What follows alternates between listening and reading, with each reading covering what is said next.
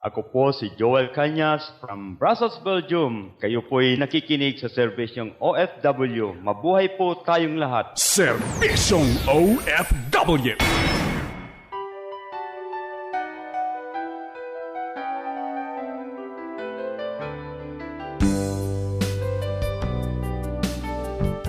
Magandang araw kabayan, kumusta po kayo? Bumabati po si Pastor Joe Biasog mula po sa San Mateo Rizal. Nagpapasalamat po sa inyong pagtutok sa serbisyong OFW. Ito po si Pastor Joe, bumabati sa lahat ng ating kababayang overseas Filipino workers at kasama ang kanilang mga pamilya. Siyempre kasama natin ang ating kapartner, Ate Jo Alabastro. Ate Jo, magandang araw. Magandang araw sa iyo, Pastor Katukayo. Good morning po at isa na namang episode ng Serbisyong OFW po ang ating matutunghayan. Kasama po syempre si Pastor Joe at ako naman si Ate Jo na magbibigay agapay po sa inyo mga kaagapay na nasa iba't ibang panig ng daigdig at sa iba't ibang panig ng Pilipinas. Syempre magandang araw din sa ating mga kaagapay na nakikinig din sa 1233 DYBS Bacolod at sa 1143 DJMR Santiago. Yes, Ate Jo, magandang araw ng Lunes. Kumusta ang iyong Monday? Tuesday na ngayon, Pastor. Kahapon Ano? Monday sa ibang bansa sa Estados Unidos. Yes.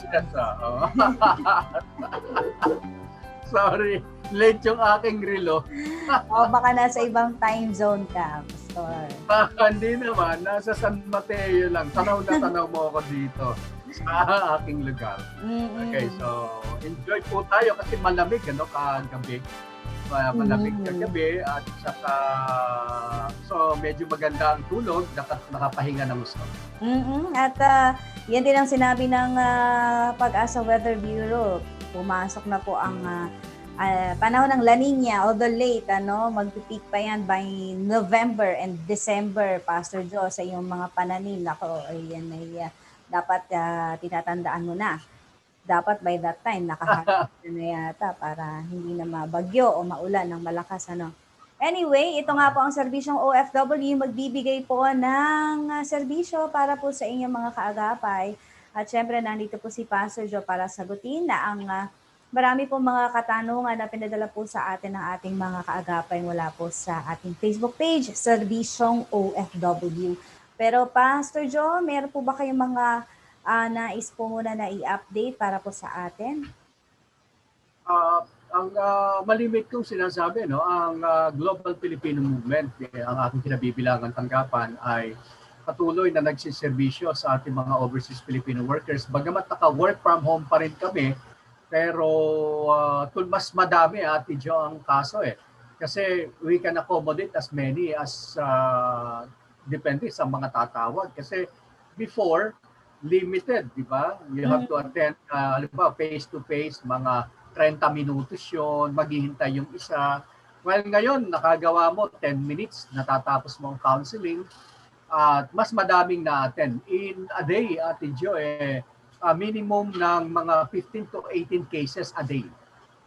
So, ibig sabihin, madami siya. Natutuwa tayo sapagkat kagaya ngayon, bago tayo pumasok sa program, may referral from DZAS na humihingi ng tulong. Kalimitan galing sa ating stasyon sa Serbisyong OFW na after makapakinig yung programa, gaya ngayon, mamaya-maya lang after the program, marami nang tatawag. Lalo nung isang linggo, halos 6 from DZAS listeners. Kaya mas nagpapasalamat tayo na sa anumang larangan after ng program ay na-assist pa rin natin sila. Hindi lang nabibigyan ng payo, kundi talagang detailed advice at saka step by step, lalo na yung tungkol sa AKAP, tungkol sa scholarship. Yan ang marami ngayong concern natin, Jo, na dinudulog sa atin. So, we are serving our OFW kahit hindi po on air, tuloy-tuloy po through GFM, Global Filipino Movement, na partner din ang ating programang Serbisyong OFW. Okay. At Pastor Joe, may banggitin ko lang itong sinabi ni kaagapay Evelyn. Sabi niya, um, prayer request na rin din. Kasi 2 months na po halos na nakahintay yung kanyang kapatid at prayer niya na sana payagan na siya ng amo niya na umuwi at ibili na lang siya ng ticket. Yun. Kasi nga talagang gustong-gusto na rin umuwi since June 13 pa. Tapos na yung contract niya. Kaya lang, hindi nga makabili ng ticket dahil nga sinasabi ng boss, mahal yung ticket. Ito po yung nailapit na rin nating concern Pastor John nung June 30 pa. Pero hanggang ngayon po nasa ibang bansa. Nasa Riyadh pa rin yung kanyang kapatid. Advice natin, Ate John, na mabuti na naipapanalangin, no? Napakahalaga dahil ang Panginoon kumikilos sa pananalangin ng mga matuwid na tao. At they can pray and we can also pray, but baka kailangan din ng follow-up, no? Kung hindi ko matandaan lang kung nakausap ko na siya or na-advise na natin siya. Siguro, if they are listening now, they can contact me para ma-follow through nasaan na ba ang ni-request, kung nag-request na ng repatriation o na-inform na ba ang polo regarding sa sitwasyon niya. Kasi over na yung kanyang yung kanyang contract. Tapos na, expired na yung contract at dapat priority na yan natin dyan sa mga chartered flight. Yung mga ganyan. Ang importante lang ay may exit visa ngayon. Kung sakaling ayaw isyuhan ng employer ng exit visa, that's the work of the polo in forcing them to issue exit visa para makauwi yung OFW. Bakit naman, Pastor Joe, bakit naman hindi siya bibigyan ng exit visa? Tapos na yung contract niya. May mga ganyan, iniipit lang, Ate John, no, para ma-justify niya. Ang gamit na reasoning is mahal ang ticket. Mm-hmm. Kasi pag inisyuhan niya ng exit visa yan, Ate Jo, tatakbo yung araw, di ba? May expiration din yung exit visa. Kung hindi pa niya nabibilhan ng ticket, may expire din. Mas mahirapan siyang kumuha uli. So, ginagamit niya ngayon yung ticket as palusot ng employer para hindi niya mapauwi. Kasi mahal ang ticket. Kaya ayaw niya munang isyuhan ng exit visa. Pero meron niyang paraan ng polo natin. Kaya makipag-ugnayan po sila sa polo, sa Philippine Overseas Labor Office sa bansang yan, at sabihin, actually, Ate Jo, pag ganyan, hindi naman lahat pinapayo natin, no? Kung malapit din lang siya sa polo, halimbawa ayaw talagang sagutin ng employer yung ticket, pwede na siyang mag-walk-in sa ating mga polo. Pwede na po siya, may mga ganyan po akong partikular na pinapayuhan. Kung makapagpapaalam siya, kagaya ng 2 days ago, ayaw siyang bilhan ng employer niya, sabi ko, sige, pahatid ka sa employer mo hanggang doon sa polo. Or, kasi parang probinsya pahatid ka lang sa bus, mag-travel ka papunta sa polo, walk-in, tatanggapin ka nila doon. Then, let the polo work it out kung ano ang pagkuha ng exit visa. Kasi ang gobyerno naman ng host country, ang kausap naman ng ating polo para sa mga ganyang kaso. Meron silang arrangement dyan na ginagawa. So, the polos are welcome yung mga OFW natin na pupunta roon, lalo na kababaihan. Hindi ho yan pinaalis. Yan ay pinatutuloy agad at sila na ang polo nakikipag-ugnayan sa kanilang employer or sa agency na nag-deploy sa kanila or nagpasok sa employer. Ibig sabihin, mga foreign employer. So, wag lang silang tatakas na dahil medyo mas delikado, no, kung tatakas sila, mas makasuhan pa sila. Ang gawin lang nila, magpaalam sila sa employer. Kung ang reason lang ay ticket, sabihin nyo, sige, wag nyo akong bilhan ng ticket, ipahatid nyo ako sa polo. Polo na ang bahala. Ang bahala. Priority yan, Ate Jo. Priority ng repatriation yan, ng chartered flight ng government natin sila. Yung mga expired na ang contract. Okay. Yan po. Okay.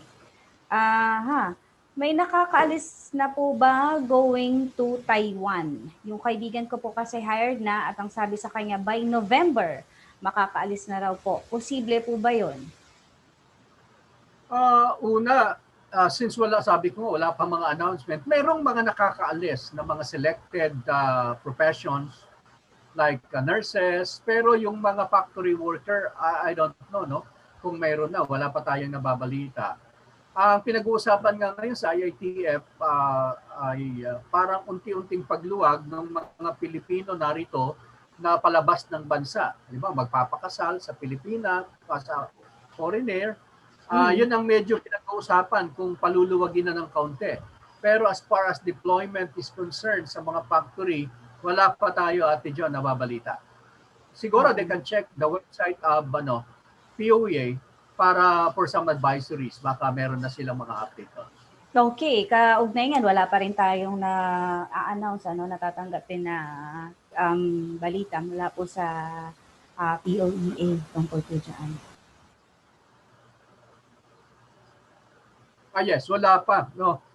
Kausap lang natin 2 weeks ago si Director Rose Duques, no? Ng government to government. Medyo talagang even government to government deployment ay wala pang mga advisory. Wala pang advisory. At nila naman ilalabas ng kanilang mga website o di kaya sa FB page ng POEA, whether deployment yan through the agency or private recruitment agency or government hiring sa government to government, G2G, ilalabas po nila yan sa kanilang FB page. So just monitor lang po. Ang pinag-iingat lang natin, Ate Jo, kapag yung may deployment na sinasabi, tapos pinagbubuk sila ng ticket, di naman kaya pinagbabayad sila ng placement fee, medyo mag-iingat po tayo dyan. Okay. Mag-iingat po tayo dyan sapagkat pwedeng ipangako nino man yan na sila makakalis pag November. At bagamat nararamdaman naman natin, Ate Jo, yung pagluwag unti-unti na, di ba? Yung transportation from province mukhang luluwagan, yung angkas, no? Mukhang i-consider na payagan na silang lumabas para madagdagan yung transportation, yung augmentation ng mga lugar para maka-travel na yung mga nagtatrabaho at yung may mga transaksyon. Pero ang warning pa rin yan ng DOH, hindi ibig sabihin na lumuluwag unti-unti ay wala ng coronavirus. Meron pa din. Actually, mataas pa din, ano? Kaya ingat-ingat na lang. Tayo na sa atin na nakasalalay, hindi na lang sa government nakasalalay ang kaligtasan natin, kundi tayo din sa ating kamay, sa ating pagpoprotekta sa ating sarili. Yung mga health protocols kailangan sundin pa rin natin. Paano, Pastor Joe, kung sasabihin direct hire? Walang ano yun, yung tinitingnan, di ba, yung SEC nila sa POEA, kung lehitimo, sasabihin, paano mo makikita, paano mo ma-check? Direct hire ako. Okay. Yan ang isa, Ate Jo. Actually, sa programa ko dun sa KKK, sa Pinag-Connecta, tinatalakay ko yung mga procedures ng G2, direct hire o NEM hire. By law, ang direct hire is illegal talaga. Bawal mag-direct hire. Pero may mga exemption. Yung exemption ay para sa mga diplomats, para sa mga international organization, at sa mga employer na makapag-present ng kanilang kontrata na pinapa-approve sa POLO. Yung mga verified contract. Ngayon, in this time of pandemic, Ate Jo, yan ay mas mahirap gawin ngayon. Mas mahirap gawin ngayon. Pero hindi naman natin sinasabing hindi pwede. Pero ang dali kasi itong gamitin, Ate Jo, yung word na direct hire. Oo. Does it mean na ang employer direkta kang kausap? Or ang employer ay pumunta sa POLO at pina-verify yung papeles niya at pinadala sa iyo yung mga requirement na yon. Yung bang alin doon sa dalawa? So kung yung pangalawa, tama yon, yung process na yon. Pero marami hong requirement yon. At yung employer may requirement, tapos ikaw may requirement. Sa ngayon na nasa pandemya tayo, mas mahirap kumuha ng mga requirement ngayon. Mas mahirap kumuha. At wala pa nga deployment, whether limited ang deployment.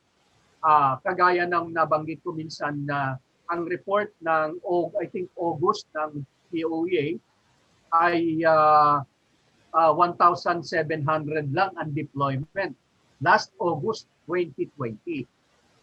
Siguro kung kayo po'y nanonood ng aking programa din sa Gabay ng Pilipino Manggagawa Abroad, guest ko po doon si Secretary Bernard Olalia ng POEA. Pakinggan, tingnan po natin at ibabato din natin ng mga information natin Jo sa ating programa dito kung ano ba ang mga bansang pinapayagan na deployment. Ano ba ang mga profesyong bukas na? Ano ba ang mga bansang pumapayag na sa pagkuha ng Pilipino? Mga ganon.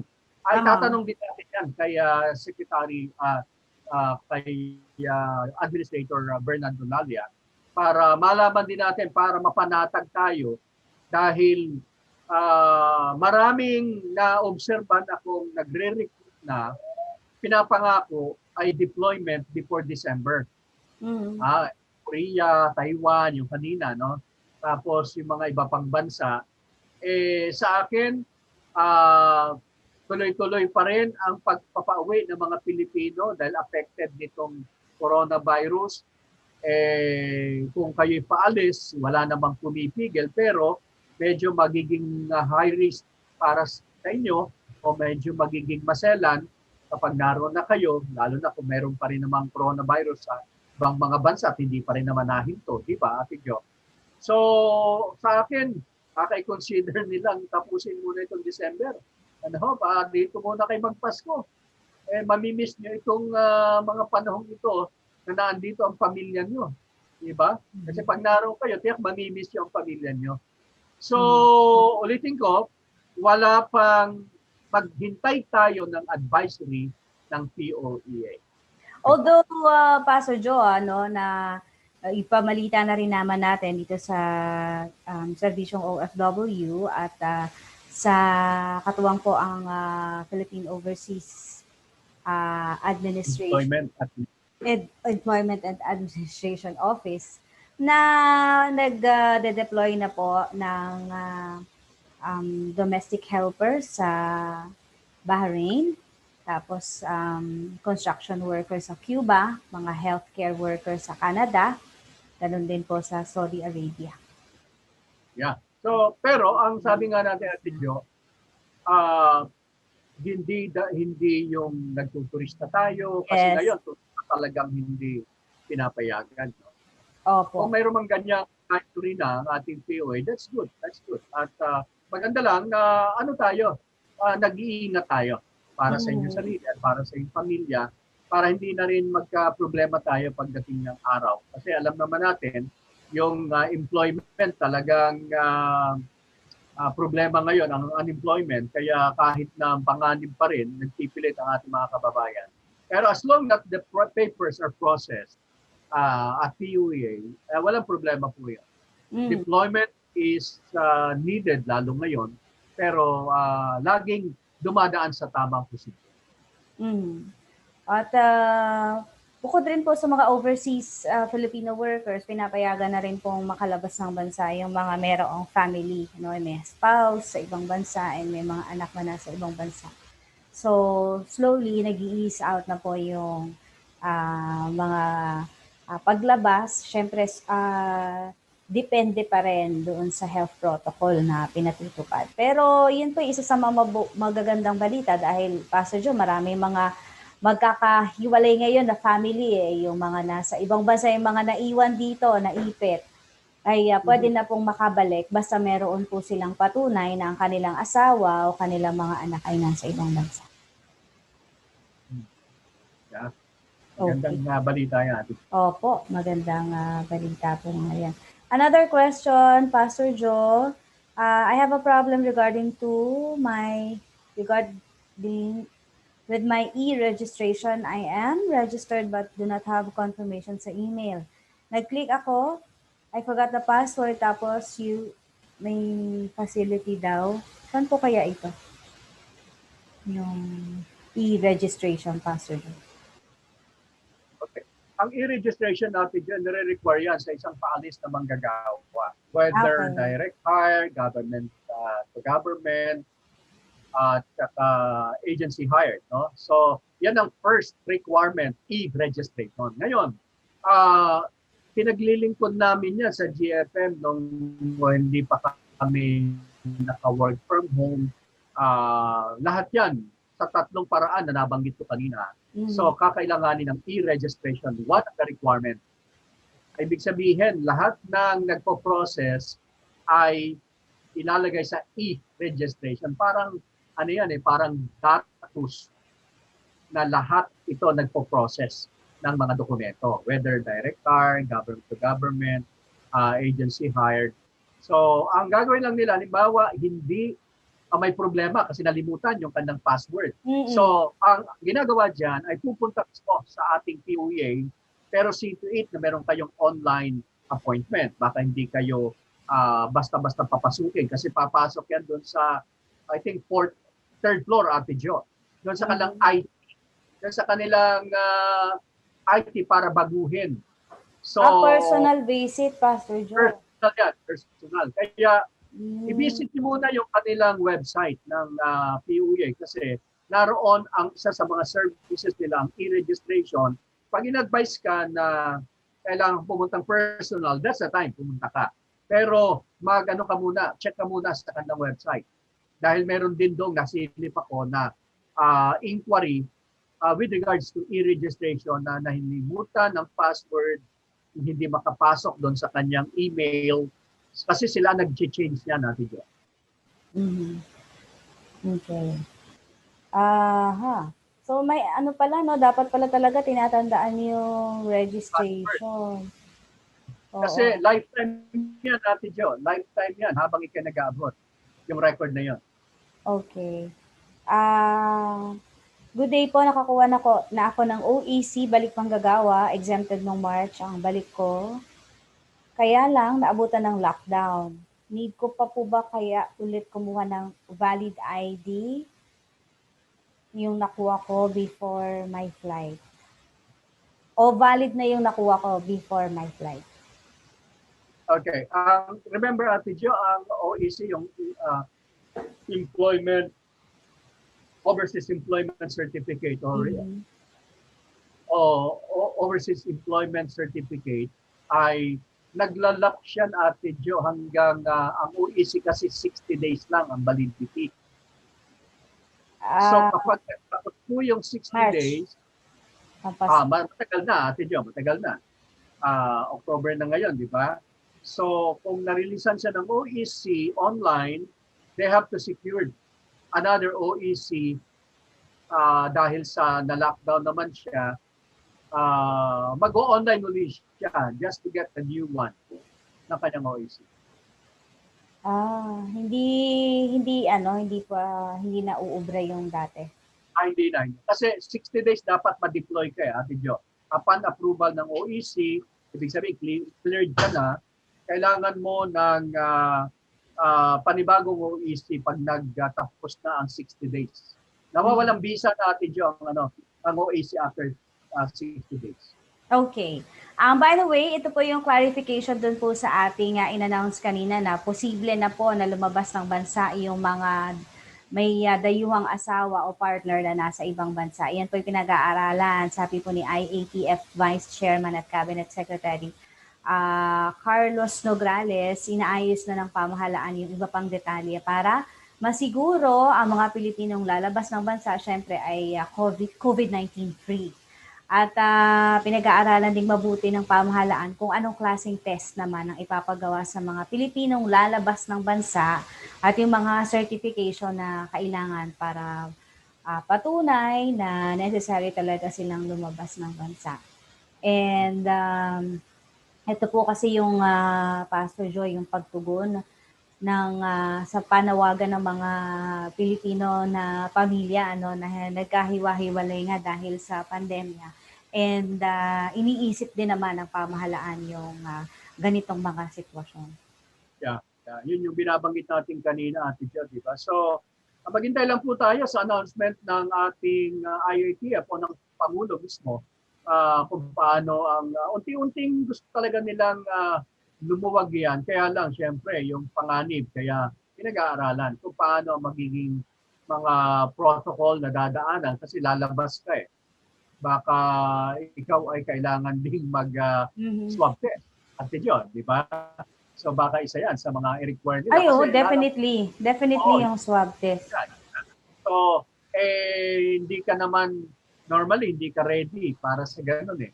Kasi bakit? Hindi ko wala ka namang sign pero tiyak yan. Kung paano yung pumapasok, i-require din ng bansang papasukan mo, yung receiving country o yung host country, yung iyong swab test. Kagaya din ng mga deployment, Ate Jo, na may mga ibang deployment, di ba? Minsan, hinihingan sila after ilang hours lang, 12 hours. Naging kung may mga ganong validity ng swab test pagpasok mo sa bansang yun. Opo. Yun ang kung minsan nga, Pastor Joe, di ba, paglabas mo ng bansa, swab. Pagpasok mo, swab. So, depends upon the territory. Kung i-allow nila yung validity ng swab test mo o mag-undergo ka ulit. Tama. Kaya yung iba, Ate Jo, kahit na na-swab sila sa atin, pina-quarantine pa rin sila ng 14 before they can be deployed. Bago sila pick upin ng kumpanya, kung minsan nagbabayad pa sila ng hotel para mag-stay for their quarantine. Kaya medyo pag-isipan na lalo na yung mga ina-announce naman natin yan ng ating POA kung may deployment sa bansang yun. At yung mga protocol na kinakailangan ng So, ayan po, paalaala din po yan sa ating mga kaagapay. Ganun po talaga. Just be ready with the requirements. Bagamat mahirap pa yung magpapaswab test yan po talaga yung isa sa mga, I believe, marami naman ang handa tungkol dyan. And, kumbaga hindi naman na ito yung unang beses na kayo yung mga taong isa-swab test. Marami na pong na-swab test yung mga frontliner natin, ang mga healthcare worker. Kaya kayang-kaya na po nila yan. Okay, isa pa pong katanungan. Babalik na po ako sa Saudi dapat. Kaya lang hindi po natuloy dahil sa pandemic. Kapag po ba ako ay bumalik, just in case na ipatawag, may babayaran po ba sa POEA?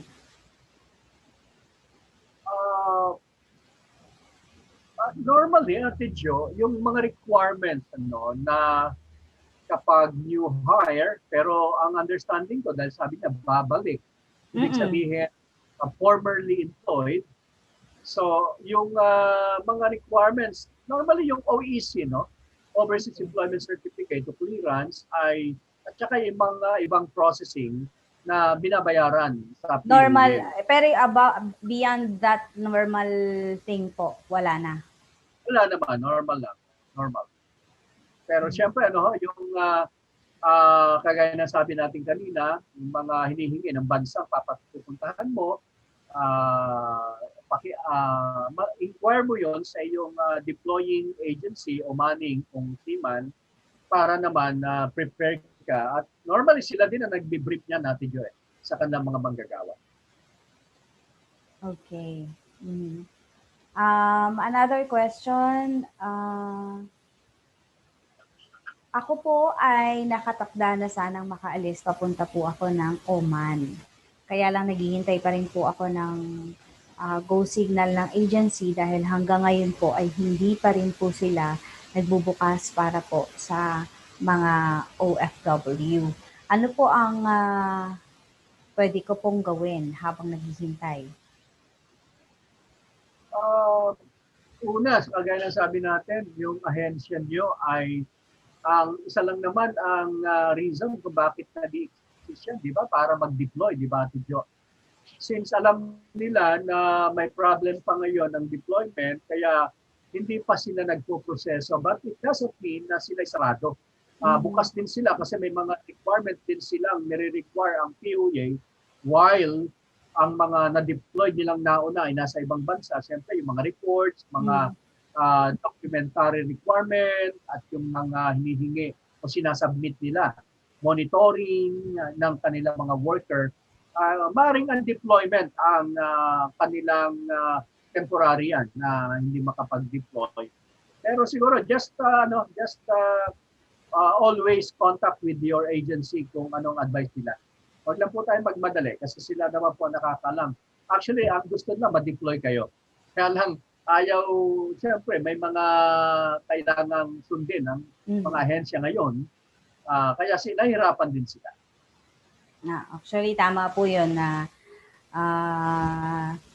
yung government po talagang ginagawa naman nila yung paraan para makipag-ugnayan sa ating mga kaibigang bansa, yung mga host country na nagkakaon sa mga OFW. Kaya lang talagang may mga bansa na nag-iingat ng matindi at sarado pa. Though maganda nga yung nangyayari ngayon since slowly the countries are opening for migrant workers. Another question po, Pastor Joe. Santa Rosa po ako. Paano po yung mga LGU na hindi sumusunod sa new memorandum na di dapat i-quarantine ng OFW for 14 days? Dapat home quarantine lang. Kasi po, yung quarantine facility ay elementary school lang. Tapos nakahiga lang sa sahig o upuan. O kaya sa kinder room. Paano po kung buntis yung OFW? May ganito palang facility, Pastor Joe. Yeah. Una, bihira na tayo makapakinig at ensure ng ganyan mga quarantine pa ng 14 days. No? Sapagkat from the time na ang OFW dumating doon sa mga regional airport natin, regional yung mga OFW dumating na nandoon sa mga region, ay doon na sila pina-quarantine ng 3 to 5 days na lang. Alam natin, Ate Jo, panay home quarantine na yun eh. Maliban kung nag-positive si Ate Jo doon sa first test. Swab test sila, nag-positive, ina-isolate sila. Pero yung home quarantine, kalimitan yun na ang ginagawa ngayon eh. Maliban yung may mga signs, Ate Jo, pero hospital na. Hindi na i-home quarantine yon o di kaya sa mga accommodation, kundi didirekta sa hospital. Siguro makipag-ugnayan po kayo, mukhang ako hindi ko malaman kung anong probinsya pa yan, na gumagawa niya. Kasi nga, lalo na kung gano'n, hindi Laguna.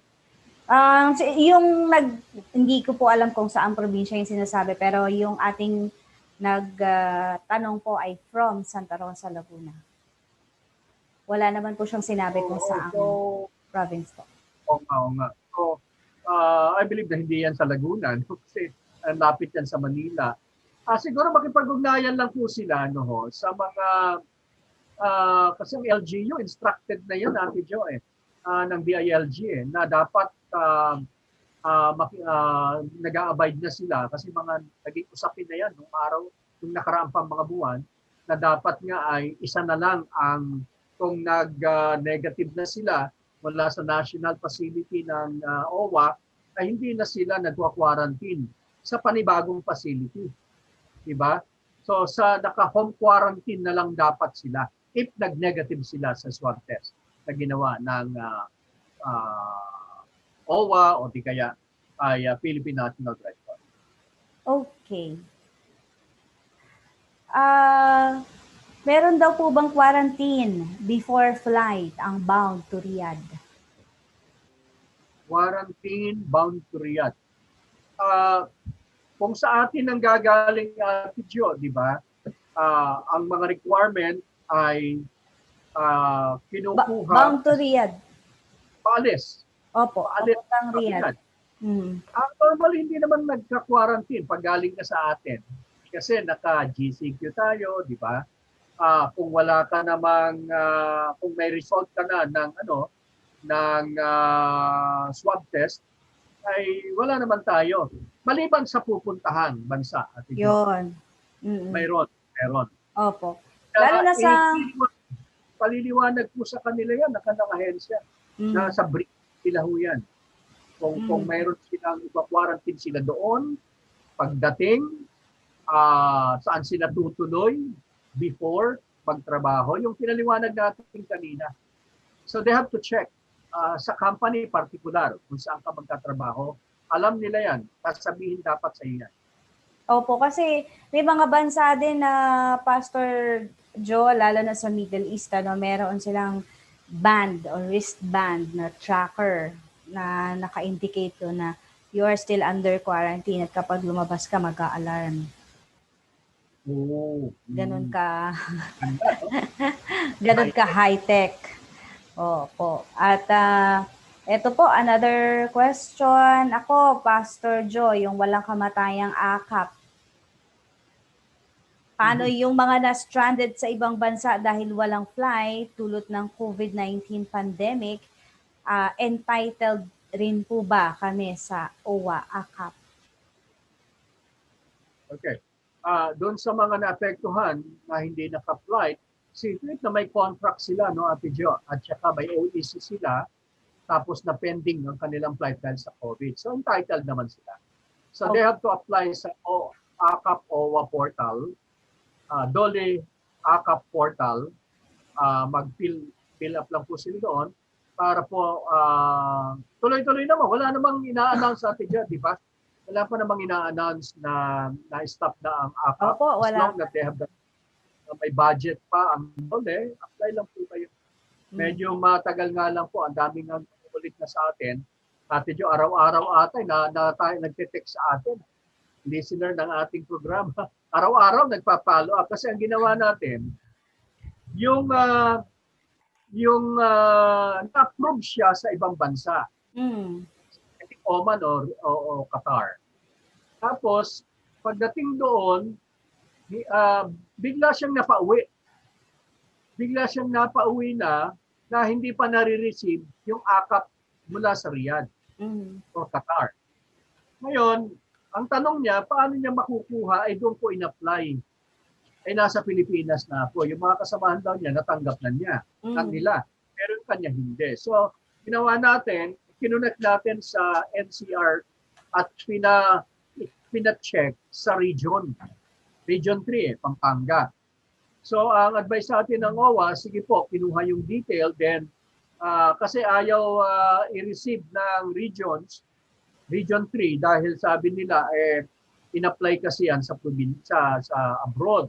Ang tanong lang ng NCR kung wala bang natanggap yung OFW. Sabi ko, palagay ko naman, di naman nagsisinungaling ng OFW. Kaya ang tanong lang niya, paano makukuha sa Pilipinas? So yun, binigay ang detalye, kinuha ko, then binigay kay Ma'am Let Requesa ng OWA-NCR. Then, ipo-forward down nila, i-check down nila sa system kung naroon na nga. At kung sakali na hindi nga nakuha sa ibang bansa, makukuha naman daw sa Pilipinas. Dalawang option, hintayin or mag-file naman sa region. Parang new applicant ang lumalabas. Para lang o parang refile. Kasi bawat application kasi ay kung saan silang region, doon lang dapat ina-apply. So parang yun ang in-advise sa atin. Okay. Pwede naman siguro yun. Ayan. At pag-pray natin yan dahil marami po talaga naghihintay sa AKAP ng POE, ng DOLE at ng Department of Foreign Affairs at ng POEA. Ayan po, Pastor Joe, tayo po ay manalangin po. Isama rin natin sa mga concern itong AKAP distribution. Sige po, manalangin po tayo aming Ama. Nagpapasalamat po kami sa kahit sa maikling sandali ay makatulong kami. Yes. Nawa po ay hindi man sapat ang aming mga pagpapayo, pero ito po ang siyang pag-fill in sa mga pagtutunan namin, sa mga pagkakamali, at sa mga information na aming ibibigay. Dalangin po namin, Panginoon, makatulong sa kanila. Lord, we pray doon sa mga applicants ng abot kamay na pagtulong o akap ay yung lalo na yung mga validation, napakatagal po dahil sa dami. Lalo na sa mga 600,000 ang applicante. Dalangin ko, Ama, na yung mga nagpo-process nito ay mapabilis pa, madagdagan ng mga staff na nagbabalidate or makaisip ng sistema na mapabilis. Dalangin ko rin yung mga naghihintay ay sila'y magtiyaga muna at gumawa ng ibang mga bagay while waiting para sa AKAP benefits. Maraming salamat, Ama. Tawa po ang lahat ng ito, mga nag-apply, ma-avail nila, lalo na kung sila'y qualified pa. Maraming salamat at magamit nila ito sa pagpapasimula kahit maliit lamang, magamit sa kanilang ang mga pangangailangan. Ito po aming dalangin sa pangalan ni Jesus. Amen. Amen. Amen. At dito na rin po nagtatapos ang inyong programang Serbisyong OFW. Araw-araw po nagbibigay serbisyo para sa ating mga kababayan at mga pamilya nila mula sa iba't ibang panig ng daigdig.